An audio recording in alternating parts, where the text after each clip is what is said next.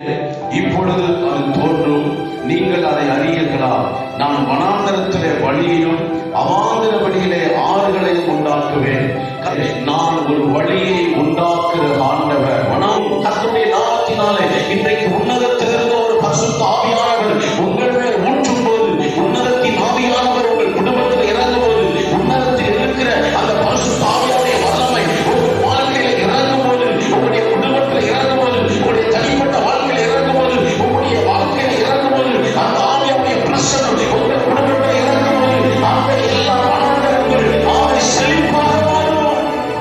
கர்த்தருடைய நாமத்திற்கு மகிமை உண்டாகட்டும்.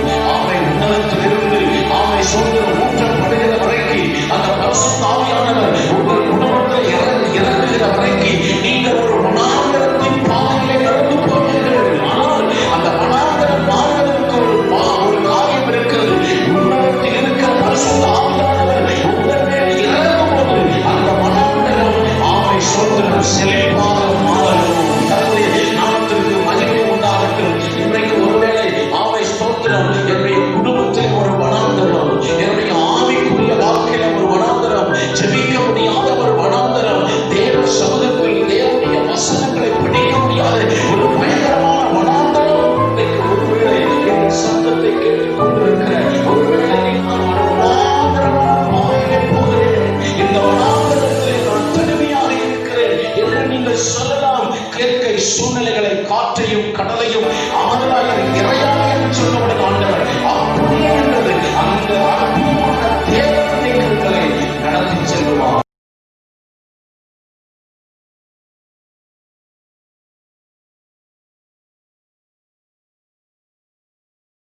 உண்டாகட்டும். இந்த கால வேளையிலே உங்களை சந்திப்பதில் மகிழ்ச்சி அடைகிறேன். தேவன் நம்மோடு கூட 6 மாதங்களாக இருந்து நம்மை நடத்தி வந்த எல்லா பாதைகளுக்காக நாம் ஆண்டவருக்கு நன்றி செலுத்த வேண்டும். இந்த 7வது மாதத்தையும் இந்த புதிய நாளை நமக்கு தந்திருக்கிற ஆண்டவர் அவர் நமக்கு நல்லவர். இன்றைக்கும் அவர் நம்மோடு கூட இருந்து நாம் நடத்தி வந்த பாதைகள் எல்லாம் நினைத்து நாம் ஆண்டவரை துதிப்பதற்காக ஆண்டவருக்கு நன்றி சொல்கிறோம். தொடர்ந்து இந்த நாளிலே தேவனுடைய வார்த்தைகளை நாம் தியானிப்போம். கர்த்தர் நம்மோடு கூட பேசுவாராக. இந்த நாளிலே வாக்குத்தத்த வசனமாக எசேயாவின் புஸ்தகம் 43ஆம் அதிகாரம் 19வது வசனத்தில் வாசிக்கும் போது, இதோ நான் புதிய காரியத்தை செய்கிறேன், இப்பொழுது அதை இதோ நான் புதிய காரியத்தை செய்கிறேன், இப்பொழுது அது தோன்றும், நீங்கள் அதை அறியீர்களா? நான் வனாந்தரத்திலே வழியையும் அவாந்தர வழியிலே ஆறுகளையும் உண்டாக்குவேன். கர்த்தருடைய நாமத்தினாலே இந்த கால வேளையிலே ஆண்டவர் இந்த புதிய நாளிலே ஆண்டவர் நமக்கு புதிய காரியத்தை செய்கிற ஆண்டவராக இருக்கிறார். சோத்திரம். ஒரு காரியத்தை நாம் நன்றாய் புரிந்து கொள்ள வேண்டும். கடந்த நாட்களிலே நம்முடைய வாழ்க்கையிலே ஒருவேளை பலவிதமான போராட்டங்கள், வாழ்க்கையிலே பலவிதமான நெருக்கத்தின் மத்தியிலே பலவிதமான கண்ணீரின் பாதையிலே நாம் கடந்து வந்திருக்கலாம். ஆனால் இன்றைக்கு தேவன் நமக்கு சொல்லுகிற ஆண்டவருடைய வாக்குத்தத்தம், ஆமை வனாந்தரத்திலே வழியையும் அவாந்தர வெளியிலே ஆறுகளையும் உண்டாக்குவேன் என்று ஆண்டவர் சொல்கிறார். இந்த அருமையான கால வேளையில கர்த்தருடைய பிள்ளைகளை, ஒருவேளை இன்றைக்கு வாழ்க்கையிலே பலவிதமான வனாந்தரத்தை போல உங்கள் வாழ்க்கையில பலவிதமான காரியங்களிலே நீங்கள் சிதைந்து போய், உடைந்து போய், நொறுங்கி போய், இப்படிப்பட்டதான ஆமை சோதரன் காமை பலவிதமான நெருக்கத்தோடு கூட நீங்கள் வாழ்ந்து கொண்டிருக்கலாம். ஒரு வனாந்தரமான வாழ்க்கை, நான் என்ன செய்ய முடியும், என் வனாந்தரத்தில் யார் எனக்கு உதவி செய்ய முடியும் என்ற ஒரு ஆமை சோதரம் கஷ்டத்தின் பாதையிலே நீங்கள் போய்கொண்டிருக்கலாம். ஆனால் இந்த கால வேளையில தேவன் நமக்கு சொல்லுகிறார், வனாந்தரத்திலே நான் ஒரு வழியை உண்டாக்குற ஆண்டவர். வனாந்தரம் என்று சொன்னால் அந்த வனாந்தரத்தில் நமக்கு ஒன்றும் இருக்காது. வனாந்தரம் என்று சொன்னால் அங்கே நமக்கு எந்த காரியத்தை எதிர்பார்க்க முடியாது. அப்படிப்பட்டதான் வனாந்தரம். இன்றைக்கு ஒருவேளை அந்த வனாந்தரத்தை போல உங்க வாழ்க்கை இருக்கும் என்று சொன்னால் ஆண்டவர் அந்த வனாந்தரத்திலும் ஒரு வழியை உண்டாக்குற நல்ல ஆண்டவர் இந்த காலவெளியில நம்மை பார்த்து சொல்கிறார். எத்தனை நல்ல ஆண்டவர்! எவ்வளவு சூழ்நிலைகள் மத்தியிலும், எவ்வளவு போராட்டங்கள் மத்தியிலும் நம்மை நடத்தி வந்த நல்ல ஆண்டவர். அவருடைய கரம் நம்மோடு கூட இருந்து நம்மை நடத்தி வந்த எல்லா எல்லா பாதைகளுக்காக ஆண்டவருக்கு நாம் நன்றி சொல்ல வேண்டும். கர்த்தர் நல்லவர். கர்த்தர் நம்மோடு கூட இந்த கால வேளையில ஆண்டவர் இடைப்படுவாராக. ஸ்தோத்திரம். அதே ஏசாயாவின் புஸ்தகம் 32ஆம் அதிகாரம் 15வது வசனத்தை நான் வாசிக்கிறேன். கர்த்தர் நல்லவர், உன்னதத்திலிருந்து நம்மேல் ஆவி ஊற்றப்படும் மற்றும் அப்படி இருக்கும். அப்பொழுது வனாந்தரம் செழிப்பான வயல்வெளி ஆகும். ஆமென். கர்த்தருக்கு மகிமை உண்டாவதாக. இந்த கால வேளையில இயேசுவின் நாமத்தினாலே ஒருவேளை இன்றைக்கு வனாந்தரமான ஒரு பாதையில நீங்கள் இருந்தாலும், ஆமை சோத்திரம், வனாந்தர பாதை, ஒருவேளை வனாந்தரமான பாதையில ஆண்டவருடைய ஒருவேளை இன்னைக்கு வாழ்க்கை முழுவதும் வனாந்தரமாக இருக்கிறது. வனாந்தரத்தின் பாதையிலே வாழ்ந்து கொண்டிருக்கிறேன். நான் என்ன செய்ய முடியும்? என் வாழ்க்கையில எப்பக்கத்திலும் பலவிதமான வனாந்தரங்கள், எப்படிப்பட்டதான காரியத்தை நான் பார்த்தாலும், எங்கு பார்த்தாலும் ஒரு வனாந்தரம் என்று சொல்லி ஒருவேளை இன்றைக்கு நீங்கள் இருக்கலாம். ஆனால் ஆண்டவர் நமக்கு சொல்லுகிறார், இந்த வனாந்தரம் எப்போ மாறும்? உன்னதத்திலிருந்து நம்மை ஆவி ஊற்றப்படும் மட்டும் அது அப்படி இருக்கும். கர்த்தருடைய நாமத்தினாலே இன்றைக்கு உன்னதத்திலிருந்து ஒரு பரிசுத்த ஆவியானவர் உங்கள் மேல் ஊற்றும் போது, உன்னதத்தின் ஆவியானவர் உங்கள் குடும்பத்தில் இறங்கும் போது, உன்னதத்தில் இருக்கிற அந்த பரிசுத்த ஆவியானுடைய வல்லமை உங்கள் வாழ்க்கையில இறங்கும் போது, உங்களுடைய குடும்பத்தில் இறங்கும் போது, உங்களுடைய தனிப்பட்ட வாழ்க்கையில் இறங்கும் போது, உங்களுடைய வாழ்க்கையில இறங்கும் போது, அந்த ஆவியானுடைய பிரசன்னம் உங்கள் குடும்பத்தில் இறங்கும் போது, அந்த எல்லா வனாந்தரங்கள் ஆமை செழிப்பாக மாறும். கர்த்தருடைய நாமத்திற்கு மகிமை உண்டாகட்டும். ஆமை உன்னதத்திலிருந்து ஆமை சோத்திரம் ஊற்றப்படுகிற வரைக்கும், அந்த பரிசுத்த ஆவியானவர் உங்கள் குடும்பத்தில் இறங்குகிற வரைக்கும் நீங்கள் ஒரு வனாந்தரத்தின் பாதையிலே நடந்து போவீர்கள். ஆனால் அந்த வனாந்தரம் மாறுவதற்கு ஒரு காரியம் இருக்கிறது. உன்னதத்தில் இருக்கிற பரிசுத்த ஆவியானவர் உங்கள் மேல் இறங்கும் போது அந்த வனாந்தரம் ஆமை சோத்திரம் செழிப்பாக மாறும். கர்த்தருடைய நாமத்திற்கு மகிமை உண்டாகட்டும். இன்றைக்கு ஒருவேளை ஆமை ஸ்தோத்திரம், என்னுடைய குடும்பத்தில் ஒரு வனாந்தரம், என்னுடைய ஆவிக்குரிய வாழ்க்கையில ஒரு வனாந்தரம், ஜெபிக்க முடியாத ஒரு வனாந்தரம், தேவ சமூகத்தில் தேவனுடைய வசனங்களை படிக்க முடியாத ஒரு பயங்கரமான வனாந்தரம் என்று சொல்லி ஒருவேளை நீங்கள் கலங்கி போயிருக்கலாம். இந்த கால வேளையில பரிசுத்த ஆவியானவருடைய அந்த பிரசன்னம், அந்த பரிசுத்த ஆவியான உன்னதத்தின் ஆவி உங்கள் குடும்பத்தில் இறங்கும் போது, அந்த உன்னதத்தின் ஆவி உங்களுடைய தனிப்பட்ட வாழ்க்கையில் இறங்கும் போது, அந்த உன்னதத்தின் ஆவி உங்கள் வாழ்க்கையில கடந்து வரும்போது, ஆமை கர்த்தருடைய ஆவியானவருடைய பிரசன்னம் உங்கள் குடும்பத்தில் இறங்கி வரும்போது, அந்த வனாந்தரம் ஆமை செழிப்பாக மாறும். கர்த்தருடைய நாமத்திற்கு மகிமை உண்டாகட்டும். இந்த நாளிலே கால வேளையிலே இந்த வார்த்தைகளை விசுவாசிக்கிற கர்த்தருடைய பிள்ளைகள் நீங்கள் இருப்பேன் சொன்னால் உங்களுடைய கரங்களை உயர்த்தி ஒரு அல்லேலூயா சொல்லியிருங்க. கர்த்தர் உங்களை நடத்துவாராக. உங்கள் வனாந்தரம் இன்றைக்கு ஆமை சோத்திரம் செழிப்பான ஆமை ஆண்டவர் செழிப்பான பாதையாக தேவன் மாற்றுவார். கர்த்தருடைய நாமத்திற்கு ஸ்தோத்திரம் உண்டாவதாக. வனாந்தரம் ஆமை சோத்திரம் இன்றைக்கு ஆமை காமை செழிப்பாகவே மாறும். அது எப்போது மாறும்? உன்னதத்திலிருந்து பரிசுத்த ஆவியானவர் உங்கள் மேல் ஊற்றப்படும் போது நீங்கள் செழிப்பாக, வயல்வெளி செழிப்பாகவே மாறும். கர்த்தருடைய நாமத்திற்கு மகிமை உண்டாகட்டும். கர்த்தருடைய ஆவியானவர் இன்றைக்கு நம்முடைய குடும்பத்திலே, நம்முடைய தனிப்பட்ட வாழ்க்கையிலே அவருடைய பிரசன்னமாகிய பரிசுத்த ஆவியானவர் இறங்கும் போது நம்முடைய வாழ்க்கை செழிப்பாக மாறும். அல்லேலூயா. உன்னதத்திலிருந்து நம்மேல் ஆவி ஊற்றப்படும் மற்றும் அது அப்படி இருக்கும். அப்பொழுது வனாந்தரம் செழிப்பான வயல்வெளியாக மாறும். இன்றைக்கு ஒருவேளை நீங்கள் எதிலெல்லாம் வனாந்தரத்தோடு கூட வாழ்ந்து கொண்டிருக்கிறீர்களோ, அந்த வனாந்தரம் ஆண்டவருடைய நாமத்தினாலே செழிப்பான வயல்வெளியாக மாறும். கர்த்தர் நல்லவர், கர்த்தர் நல்லவர், கர்த்தர் நல்லவர், கர்த்தர் நல்லவர். கர்த்தர் உங்களை நடத்துவார். இதுவரைக்கும் பாதுகாத்த ஆண்டவர், இதுவரைக்கும் உங்களை நடத்தின ஆண்டவர், இதுவரைக்கும் உங்களை போஷித்த ஆண்டவர், இதுவரைக்கும் உங்களை கொண்டு வந்த ஆண்டவர், இனியும் அவர் நடத்துவார். உங்களை தேவன் ஒருபோதும் மறந்துவிட மாட்டார். வானாந்தரம் வயல்வெளியாய் மாறச் செய்தவரே, வானாந்தரம் வயல்வெளியாய் மாறச் செய்தவரே, அளவில்லாத ஆசீர்வாதம் எனக்கு தந்தவரே, அளவில்லாத ஆசீர்வாதம் எனக்கு தந்தவரே. ஜெயிப்பேன் ஜெயிப்பேன் ஜெயிப்பேன், இயேசு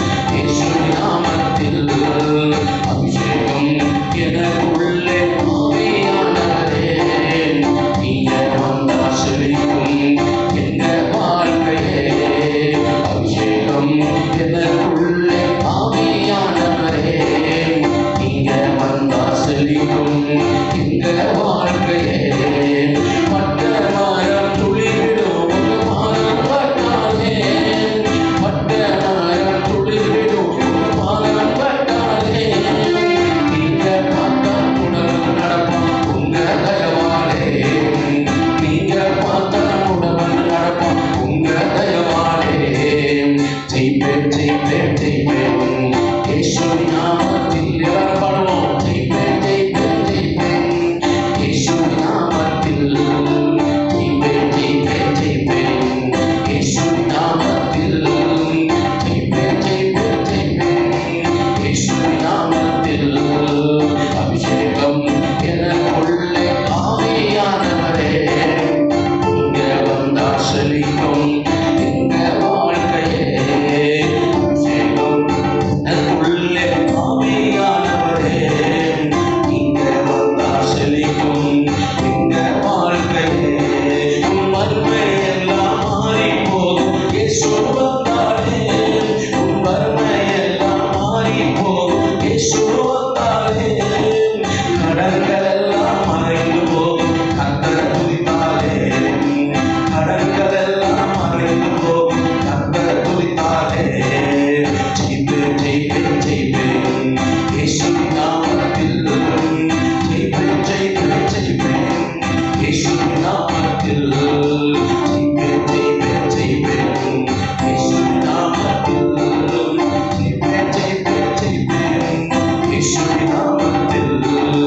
அபிஷேகம் எனக்குள்ளே ஆவியானவரே, இங்க வந்தா செழிக்கும் எங்க வாழ்க்கையே. அபிஷேகம் எனக்குள்ளே ஆவியானவரே, இங்க வந்தா செழிக்கும் எங்க வாழ்க்கையே. தொடர்ந்து கர்த்தருடைய வார்த்தைகளை நாம் தியானிப்போம். தேவன் நல்லவர், நம்மோடு கூட ஆண்டவர் இடைப்படுவாராக. 47ஆம் அதிகாரம், இசைக்கேலின் புஸ்தகம் 47ஆம் அதிகாரம் 9வது வசனத்தை நாம் வாசிக்கும் போது ஆமை சம்பவிப்பது என்னவென்றால், ஆமை ஸ்தோத்திரம், இந்த நதி போகும் இடமெங்கும் ஆமை சஞ்சரிக்கும் சிவ பிராணிகள் யாவும் பிழைக்கும். இந்த தண்ணீர் அங்கே வந்தபடினாலே வெகு ஏராளமான மச்சங்கள் உண்டாயிருக்கும். இந்த நதி போகும் இடமெங்கும் உள்ள யாவும் ஆரோக்கியம் பெற்று பிழைக்கும். கர்த்தருடைய நாமத்தினாலே இதுதான் இன்றைக்கு நம்முடைய வாழ்க்கையில நடக்கிற ஒரு பெரிய காரியம். உன்னதத்தின் ஆவியானவர், பரிசுத்த ஆவியானவர் இன்றைக்கு நம்மேல இறங்கும் போது, உங்கள் குடும்பங்களிலே இறங்கும் போது நிச்சயமாகவே எதெல்லாம் ஸ்தோத்திரம் இன்றைக்கு பலவீனப்பட்டு போயிருக்கோ, எதெல்லாம் இன்றைக்கு சற்று போய் கிடக்கிறதோ, அதெல்லாம் ஜீவராசிகள் எல்லாம் உயிர் பெற்று எழும்பும், உயிர் பெற்று பிழைக்கும் என்று ஆண்டவர் சொல்கிறார். கர்த்தருடைய நாமத்துக்கு மகிமை உண்டாகட்டும். இன்றைக்கு ஒருவேளை உங்களுடைய வாழ்க்கையில இப்படிப்பட்டதான சூழ்நிலைகள் இருந்தால் நிச்சயமாக ஆண்டவருடைய நாமத்தினாலே அவைகள் எல்லாம் ஆரோக்கியம் பெற்று பிழைக்கத்தக்கதான ஆண்டவர் கிருபை செய்வாராக. கர்த்தருடைய நாமத்திற்கு மகிமை உண்டாகட்டும். கர்த்தர் நல்லவர். இன்றைக்கும் அவருடைய வாழ்க்கையில பெரிய காரியங்களை செய்கிற ஆண்டவர். ஆமென் ஆமென். தொடர்ந்து இன்னொரு காரியத்தை நாம் பார்ப்போம். இரண்டாவது காரியம், ஆமென் ஸ்தோத்திரம், ஆதியாகம புஸ்தகம் 21ஆம் அதிகாரம் 14வது வசனத்தை நாம் வாசிக்கும் போது, ஆமென் ஸ்தோத்திரம், ஆபிரகாம் அதிகாலையில் எழுந்து அப்பத்தை ஒரு துருத்தியும், ஆபிரகாம் அதிகாலையில் எழுந்து அப்பத்தையும் ஒரு துருத்தி தண்ணீரையும் எடுத்து ஆகாருடைய தோள்மேல் வைத்து பிள்ளையும் ஒப்பு கொடுத்து அவளை அனுப்பிவிட்டான்.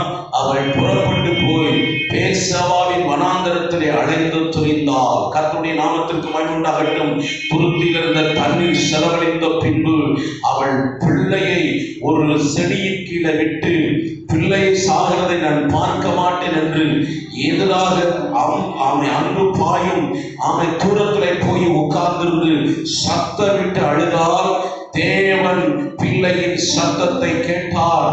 தேவ தூதன் வனாந்தரத்திலிருந்து ஆகாரை கூப்பிட்டு, ஆகாரே ஸ்தோத்திரம், தேவ தூதன் வானத்திலிருந்து ஆகாரை கூப்பிட்டு, ஆகாரே உனக்கு என்ன சம்பவித்தது?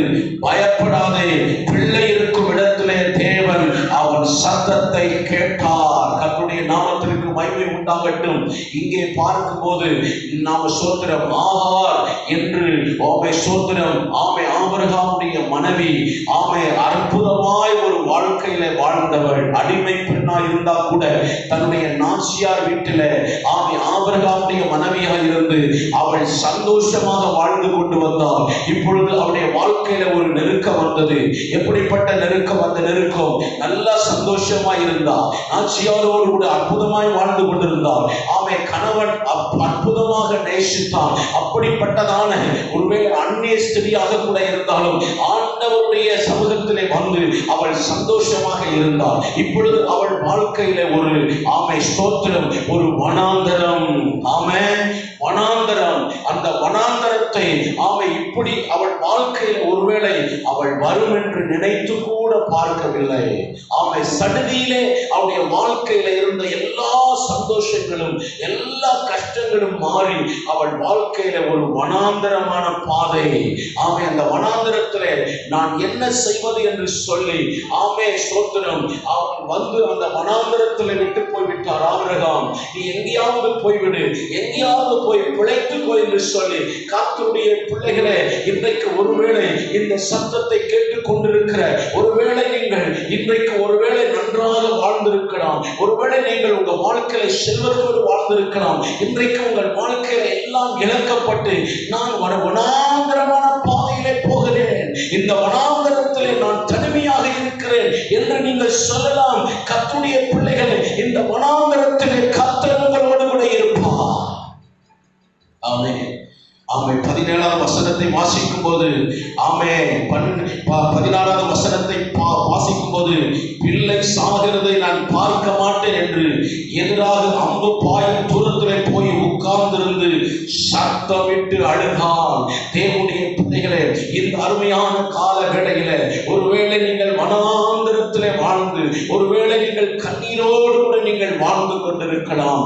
ஆனால் 17வது வசனத்திலே தேவன் பிள்ளையின் சத்தத்தை கேட்டால் தேவ தூதன் வானத்திலிருந்து ஆகாரை குறிப்பிட்டான். கர்த்தருடைய நாமத்தினாலே இன்றைக்கு வனாந்தரத்திலே நீங்கள் தனிமையாக இருக்கவில்லை. வனாந்தரத்திலே கர்த்தர் உங்களோடு கூட இருக்கிறார்.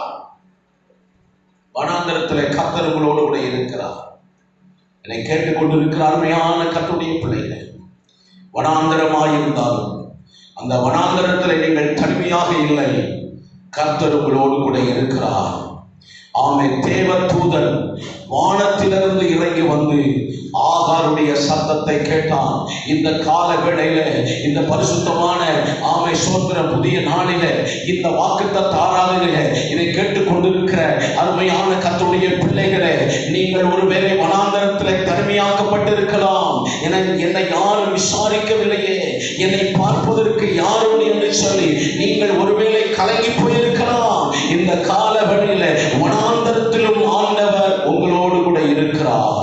அவர் உங்கள் சத்தத்தை கேட்கிற நல்ல ஆண்டவர். அவர் ஒரு நாளும் ஒருபோதும் சோதரம் உங்களை கைவிட மாட்டார். சத்தத்தை கேட்ட ஆண்டவர் சொல்லுகிறார், உன் பிள்ளையும் ஒரு சாதியாக மாற்றி அவனை நான் ஆசீர்வதிப்பேன் என்று சொன்ன ஆண்டவர் இன்றைக்கும் அந்த வாக்குத்தத்தங்கள் இன்றைக்கு 100க்கு 100 அந்த இஸ்ரவேலுடைய வாழ்க்கையில நிறைவேறுகிறது என்பதை யாரும் மறுக்க முடியாது.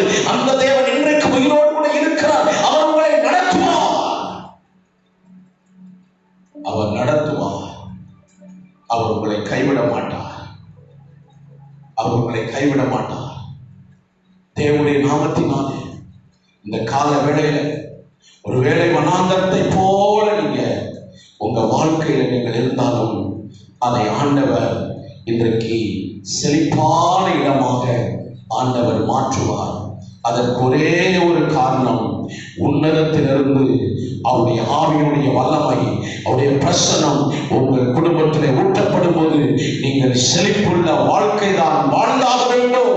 நீங்கள் ஜெயமாக வாழ்ந்துதான் முடிக்க வேண்டும். நீங்கள் வெற்றி உள்ள வாழ்க்கை தான் வாழ வேண்டும். நீங்கள் அற்புதமான வாழ்க்கை தான் வாழ வேண்டும். நீங்கள் தோற்று போகிற வாழ்க்கையை ஜெயிக்க பிறந்தவர்கள். வனாந்தரத்தில் இருந்த அந்த ஆகாரின் சத்தத்தை கேட்ட ஆண்டவர் இன்றைக்கு உங்கள் சத்தத்தையும் அவர் கேட்பார். சொந்து போகாதுங்க. இன்றைக்கு பல சூழ்நிலைகளை உடைக்கப்பட்டு நொறுக்கப்பட்டு ஒரு வனாந்தரத்தின் பாதையை போல நீங்கள் கடந்து போய் கொண்டிருக்கலாம். கர்த்தர் உங்களை வனாந்தரத்தில் உங்களை பார்க்கிற நல்ல ஆண்டவர்.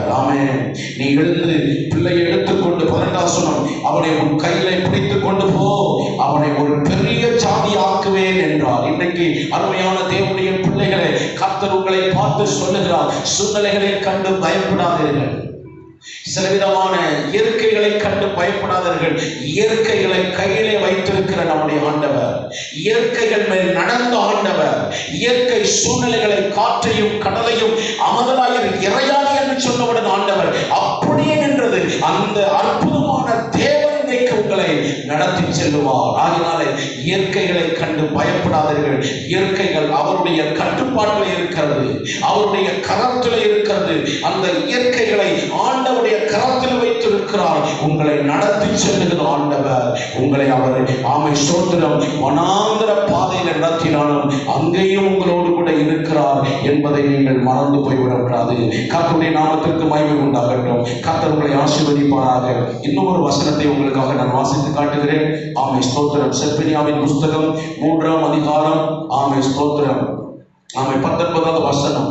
ஆமை இதோ அக்காலத்திலே உன்னை சிறுமைப்படுத்தின யாவரையும் தண்டிப்பேன், நொண்டி ஆனவனை ரட்சித்து தள்ளுண்டவனை சேர்த்துக் கொள்ளுவேன். அவர்கள் வெட்கம் அனுபவித்த சகல தேசங்களையும் அவர்களுக்கு புகழ்ச்சியும் கீர்த்தியும் உண்டாக செய்வேன். ஆண்டவருக்கு மகிமை செலுத்துங்க. ஆமே, உங்கள் கரங்களை உயர்த்தி ஒரு அல்லே சொல்லுங்க. ஆண்டவருடைய நாமத்தினாலே நீங்கள் எந்த இடத்துல வெட்கம் அனுபவித்தீர்களோ, வனாந்தர பாதையில வெட்கம் அனுபவித்தீர்களோ, அதே இடத்திலே காத்து உங்களை கீர்த்தியும் புகழ்ச்சியுமாக வைப்பார்.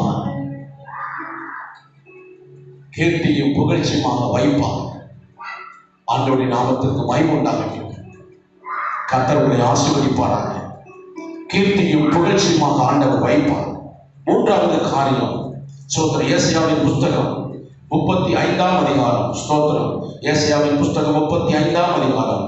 அதிலேயும் தேவன் நம்மோடு கூட ஸ்தோத்திரம். முதல் வசனத்தை வாசிக்கும் போது வனாந்தரமும் வறண்ட நிலமும் மகிழ்ந்து காடுகளையும் கழித்து புஷ்பத்தை போல செழிக்கும். நீங்கள் ஆண்டவருடைய நாமத்தினாலே வனாந்தர பாதையிலே நடந்தாலும், வனாந்தர வழியிலே நீங்கள் கடந்து போனாலும், ஆண்டவர் உங்களை புஷ்பத்தை போல ஆண்டவர் செழிக்க வைப்பார். எப்படி ஆண்டவருடைய நாமத்தினாலே வனாந்தரமாக இருந்தாலும் அதை ஆண்டவர் புஷ்பத்தை போல ஆண்டவர் செழிக்க வைப்பார்.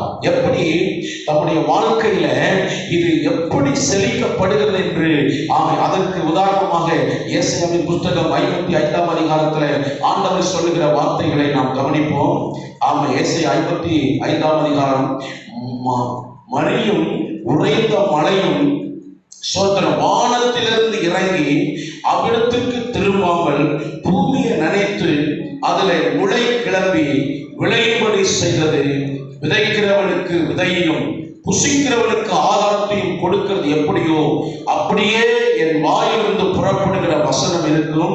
அது வெறுமையா இடத்துக்கு திரும்பாமல் அதை நான் விரும்புகிறதை செய்து ஆமை சோதரம் நான் அதை அனுப்பின காரியம் வாய்க்கும். நான் அதை அனுப்பின காரியமாகும்படி வாய்க்கும்.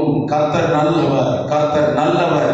இன்றைக்கு வனாந்தரம் ஆமை எப்படி செழிக்கிறது அப்படின்னு சொன்னா, ஆமை தேவனுடைய பிள்ளைகள் ஆமை அவருடைய வசனம் நம்முடைய வாழ்க்கையில நிறைவேறுகிறது.